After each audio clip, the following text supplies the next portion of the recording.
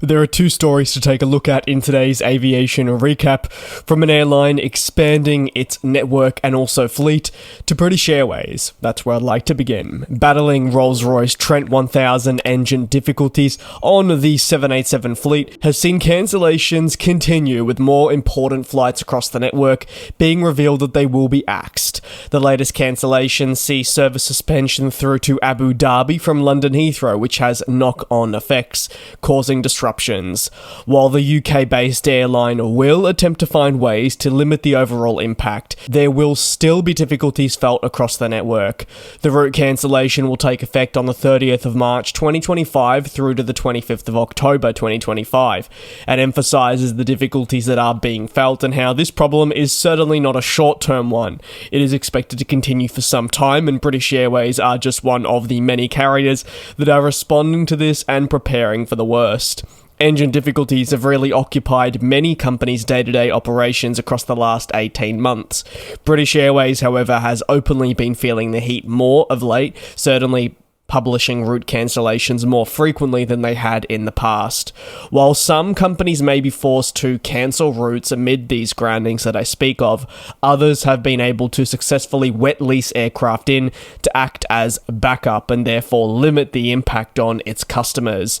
British Airways only actually recently relaunched services to the capital of the United Arab Emirates following a hiatus seen across the global pandemic, so therefore British Airways' most recent decision to cancel the route certainly doesn't come lightly. However, internal studies into determining the best course of action to deal with the groundings are an important means to find which routes need to be axed, albeit temporarily, until things begin to smooth over. British Airways does acknowledge the disappointment with this cancellation, and this is not the first route that has been suspended in a bid to try and alleviate pressures on the existing fleet, with so much uncertainty surrounding those all-important engine difficulties that are hurting the 787 fleet.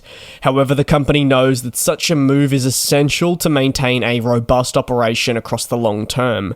During the suspension, passengers will be provided with other means of getting to Abu Dhabi through either nearby cities and/or different route starting points. British Airways says that they are actively working with Rolls-Royce to try and limit the operational impact moving forward, but also to try and find ways to improve in the future and make sure its customers and itself as a business are not going to be affected as they have been. However, this will, again, I'll reiterate, not be a short-term impact.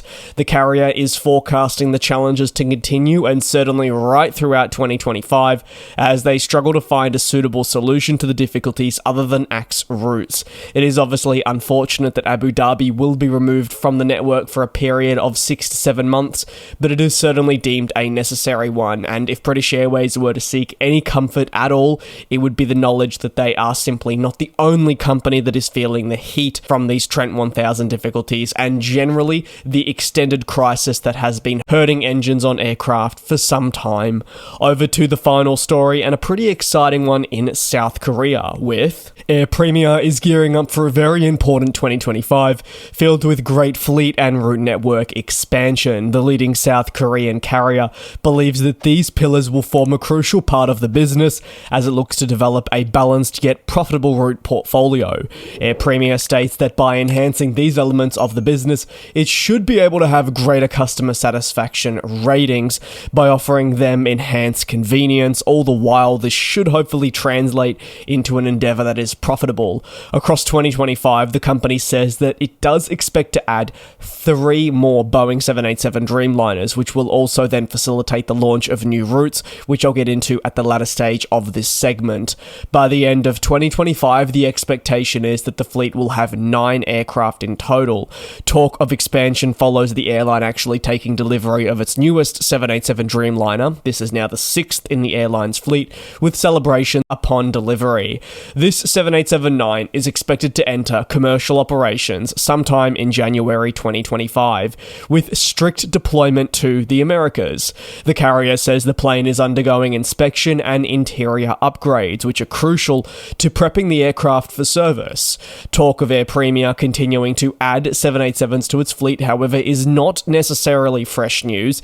In fact, the South Korean company previously announced its plan to grow quite considerably in 2025 by adding more units from the popular wide-body program, using Incheon as a hub and also being Korea's sole hybrid surface carrier, HSC. A business model I don't typically take a look at here on the channel is really important. If you'd like to know what a hybrid surface carrier is, if you don't know already, basically this is an airline that wants to deliver a premium experience but wants to make sure its ticket prices are at a competitive rate.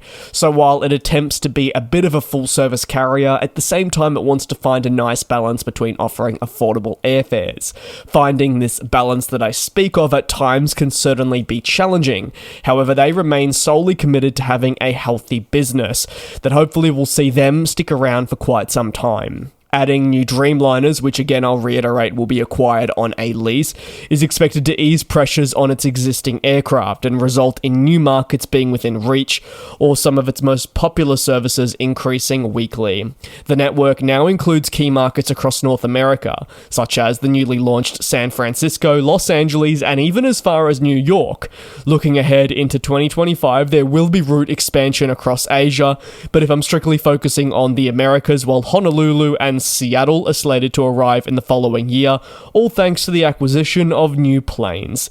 If you have any thoughts on today's industry recap, you can let me know down below in the comments.